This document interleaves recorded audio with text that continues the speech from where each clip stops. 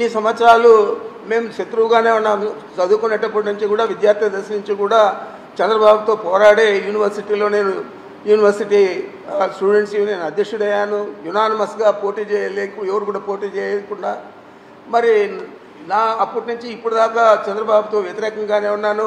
మరి పారిపోయేవాడైతే ఎప్పుడో పారిపోవాలి, లేకపోతే కాళ్ళ బెరానికి పోవాలి. మరి అలాంటి పరిస్థితి లేదని తెలిసి కూడా బుద్ధి లేని మాటలన్నీ కూడా మాట్లాడుతూ ఉన్నారు. మరి పిచ్చి లోకేష్ కానీ లేకపోతే ఎర్రి ఉమా కానీ బుద్ధి ఉందా అని నేను అడుగుతా ఉన్నాను. మీరు ఏదంటే అది మాట్లాడితే చూసేదానికి సహించేదానికి ఎవరు కూడా లేరు. మీకు ఒకటే నేను ఛాలెంజ్ చేస్తూ ఉన్నాను. 4వ తేదీ ఎన్నికల ఫలితాలు వస్తాయి. ఆ తర్వాత మీరు మీ మొహకాలు ఆడబెట్టుకుంటారో ఒకసారి ఇప్పుడే తేటతెల్లం చేస్తే బాగుంటుంది. మరి మీ గెలుపు మీద మీకు చాలా విశ్వాసం ఉంది. మా గెలుపు మీద కూడా మాకు అంతే విశ్వాసం ఉంది. మేము 5 సంవత్సరాలు ప్రజలకు ఏం చేశామో ప్రజలందరికీ తెలుసు కాబట్టి పెద్ద ఎత్తున ఓటింగ్ ప్యాటర్న్ కూడా పెరిగింది, పర్సంటేజ్ కూడా. మరి మీరు ఏమైనా చేస్తుంటే ఎందుకు అన్ని సంవత్సరాలు మీరు వెనుకబడి ఉన్నారు? అన్ని సంవత్సరాలు ఎందుకు పదవులకు రాలేకపోయారు? కేవలం 10 పార్టీలతో మీరు జతగడితే 2014లో వచ్చారు. ఇప్పుడు అదే ధోరణిలో ఆ విధంగానే మళ్ళా మనం అధికారంలోకి వస్తాము, ఇది జతగడితే అని చెప్పి కాళ్ళ బేరానికి పోయి బీజేపీని పట్టుకొని మీరు కాళ్ళ బేరం చేసి జతగట్టి పోటీ చేస్తూ ఉన్నారు తప్ప ఈరోజు బీజేపీకి కానీ మీకు కానీ పవన్ కళ్యాణ్కి కానీ ఈ రాష్ట్రంలో 4వ తేదీ రిజల్ట్స్ తర్వాత ఆ రోజు మీరు మాట్లాడితే బాగుంటుంది. అంతలోపల పలువలు చెలవలు చేసి మాట్లాడితే మాత్రం సహించేది లేదు. బుద్ధి లేకుండా ఏదంటే అది మాట్లాడడం. మేమేదో వజ్రాలు వైడూర్యాలు 1000 కోట్లు దోచాం, మాకంత శక్తి లేదు. నీవు ఇరిగేషన్ మంత్రిగా ఉన్నావు కాబట్టి 1000 కోట్లు దోచావు. మేము దోచేట్లయితే 10 సార్లు నేను పోటీ చేశాను. ఈ రాష్ట్రంలో కానీ ఈ జిల్లాలో కానీ ఎవరైనా నేను కరప్ట్ అని లేకపోతే నేను తప్పు చేశానని చెప్పి ఇంతవరకు మీ పార్టీ వారు కూడా చెప్పింటే నేను కావాలంటే కూడా దాన్ని సమర్థించండి మీరు. నేను కూడా సమర్థిస్తాను, నేను తప్పు చేశానని చెప్పి.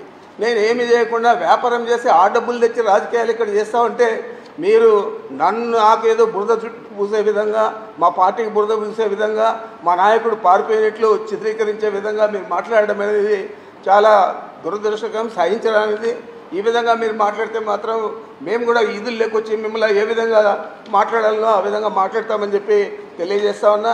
ప్రముఖంగా ఈ లోకేష్ మాట్లాడితే పాపాల పెద్దిరెడ్డి అంటాడు.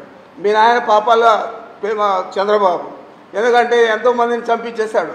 ఎంతోమంది పాపం అందరూ కూడా ఈయన వల్ల మనం వంగవేటి రాధా కాడి నుంచి చాలామంది, పింగళి దశరథ కాడి నుంచి అందరూ కూడా నీ బాధితులే, అందరూ కూడా చనిపోయారు. మరి మీ నాన్నను పాపాల చంద్రబాబు అని మాట్లాడాలి తప్ప నన్ను మాట్లాడితే నీకు వచ్చే ఇదేం లేదు. ఈ రాష్ట్రంలో కానీ మన జిల్లాలో కానీ నా గురించి ప్రజలకందరికీ తెలుసు. నేను పాపాల పెద్దిరెడ్డా లేకపోతే మంచి పెద్దిరెడ్డా అనేది.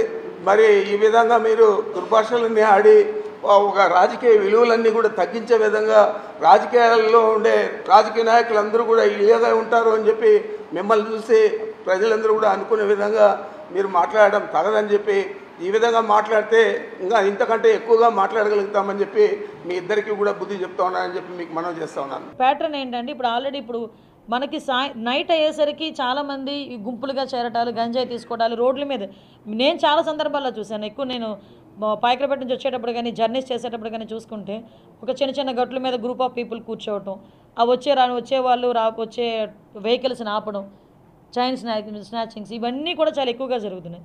సో సిటీ సరౌండింగ్స్ అంతా కూడా ఆ అలర్ట్నెస్ అనేది క్రియేట్ చేయాలి ఫస్ట్. అంటే ఈ గుంపులుగా కూర్చొని రోడ్ల మీద కూర్చొని గంజాయి తాగేది, రోడ్ల మీద వాళ్ళు వీరంగం చేసేది, రోడ్ల మీద వెళ్ళే పాసెంజర్స్ని ఆపేది, ముందు అలాంటివన్నీ కొంచెం ఉన్నవి కంట్రోల్ అవ్వాలి. దానికి కంట్రోల్ అవ్వడానికి ముందు టాస్క్ ఫోర్స్ అనేది పనిచేస్తుంది.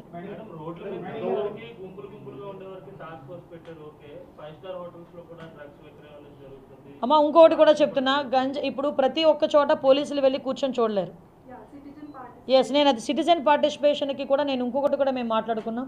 ఎవరైతే గంజాయి విషయంలో ఇన్ఫర్మేషన్ ఇస్తారో వాళ్ళకి ప్రైజ్ మనీస్ కూడా మేము ప్రకటించడానికి కూడా సిద్ధపడ్డాం. Yes, exactly. మీకు వీలైతే టోల్ ఫ్రీ నెంబర్ కూడా ఇమీడియట్గా మీకు ఒక 10 డేస్లోనే, అంటే నీ ఛార్జ్ తీసుకుని 1 వీక్, 10 డేస్ కూడా అవసరం లేదు, నాకు 1 వీక్లోనే ఒక టోల్ ఫ్రీ నెంబర్ చెప్తాం. ఎవరైనా ఇన్ఫామ్ చేసింది కరెక్ట్ అయితే కనుక ఇన్ఫామ్ చేసిన వాళ్ళకి గోప్యంగా ఉంచుతాం, వాళ్ళని బహిర్గతం చేయం. టాస్క్ ఫోర్స్లో డబ్బులు జనరేట్ అంటే మనం దోచేసుకోవాలనే ఆలోచన ఉన్నవాడికైతే డబ్బులు జనరేట్ చేయలేడు, కానీ డబ్బులు జనరేట్ చేసి మంచి చేయాలనుకున్నవాడు ఎలాగైనా జనరేట్ చేయగలడు. చాలా సోర్సెస్ ఉన్నాయి.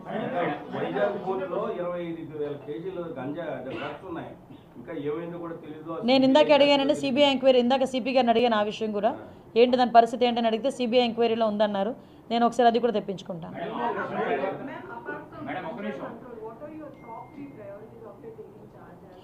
యాజ్ టాప్ 3 ప్రయారిటీస్ అయితే ఫస్ట్ థింగ్ గంజాయి డ్రగ్స్, కంట్రోల్ ఆఫ్ గంజాయి అండ్ డ్రగ్స్.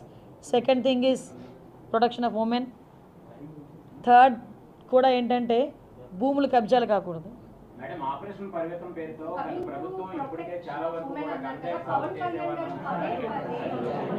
ఎవరో ఒకరు అడగండి, చెప్పమ్మా కన్నా.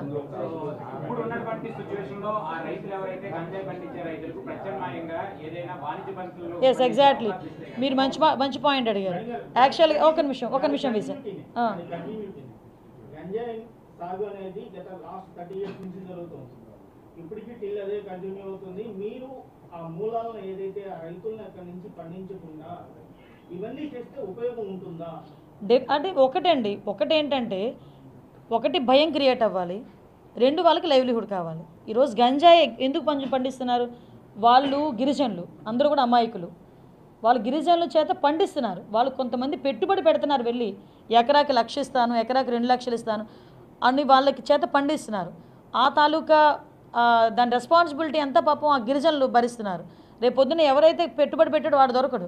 మనకి ఎవడు దొరుకుతాడు? అక్కడ ఎవడైతే పండిస్తున్నాడో వాడు దొరుకుతాడు పోలీసులు వెళ్తే. సో అటువంటి సిచ్యువేషన్స్లో వాళ్ళకి మనం కొంచెం మోటివేట్ చేయాలి, అవేర్నెస్ క్రియేట్ చేయాలి. అవేర్నెస్ క్రియేట్ చేసి ఆటోమేటిక్గా ఇప్పుడు ఏదైతే కొంత మేరకు ఈ టర్మరిక్ అని జింజర్ అని, నేను అదే అడిగాను, వాట్ అబౌట్ కాఫీ ప్లాంటేషన్ అన్న. ఎందుకంటే మ్యాక్సిమం ఈ వ్యవసాయం కూడా పోడు వ్యవసాయంలో చేస్తారు. ఈ వాల్స్ మనకి కొండ హిల్స్కి సంబంధించిన స్లోప్స్లోనే జరుగుతుంది ఎక్కువ. ఈ స్టెప్ బై స్టెప్ అది పోడు వ్యవసాయం అంటారు. ఆ పోడు వ్యవసాయంలో జరుగుతుంది. కాఫీ ప్లాంటేషన్కి that is a suitable area కూడా.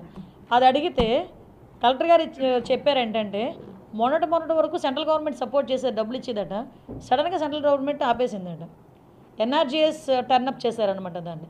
అప్పుడు నాకు అర్థమైంది ఇది ఆపేయడం కాదు, డైవర్షన్ అని. అది ఎన్ఆర్జీఎస్ ఆ ఫండ్ కూడా డైవర్ట్ చేసేసారు.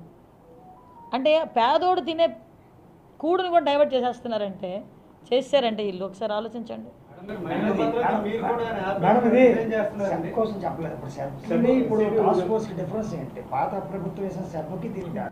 ఇది టాస్క్ ఫోర్స్ అన్నది ఎక్స్క్లూజివ్లీ ఈ గంజాయిని అరికట్టడానికి ఇమీడియట్గా మేము అనుకుంటున్న ప్రొసీజర్. ఓకే, ఇప్పుడు రెగ్యులర్గా ఉన్న పోలీస్ డిపార్ట్మెంట్ వర్క్స్ రెగ్యులర్గా జరుగుతూనే ఉంటాయి, కానీ ఇది స్పెషల్గా మనం టేకప్ చేస్తున్న వర్క్ ఎక్స్క్లూజివ్లీ వైజాగ్లో. నేను ఇంకా స్టేట్ లెవెల్లో ఉన్న ఇష్యూస్ గురించి ఇంకా నేను మాట్లాడట్లా. మైదాన ప్రాంతంలో ట్రాన్స్పోర్టేషన్ జరిగి ఆల్రెడీ యూజ్ చేస్తున్న వాళ్ళందరూ ఏం చేస్తున్నారంటే నేరాలకు పాల్పడుతున్నారు. ముందు అది ఎక్కడొకటి కంట్రోల్ అవ్వాలంటే ఒక భయం క్రియేట్ అవ్వాలి. పోలీసుని చూస్తేనే భయం క్రియేట్ అవుతుంది. దానికి టాస్క్ ఫోర్స్ ఉండాలి. అది నేను చెప్తున్నాను.